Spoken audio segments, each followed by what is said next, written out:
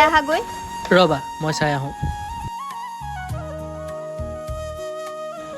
মা আপুনি ইমান ৰাতিখন আহিলে যে? আহকচোন আহক, বহকচোন। অভি, মই একেবাৰে ঘৰৰ পৰা ওলাই গুচি আহিলোঁ। কিমাননো আৰু সহ্য কৰিম দুখ যন্ত্ৰণা।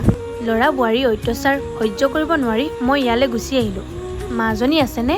ৰ'ব মা, মই তাইক মাতি দিছোঁগৈ। ৰীতা, অ' ৰীতা, মা আহিছে। কি মা আহিছে? সেইদিনা আহিছিলহে। ইমান নিচিঞৰিবা, মায়ে শুনিব। শুনিলেও শুনক, তোমাৰ মাৰ আৰু বেলেগ কাম নাই নেকি?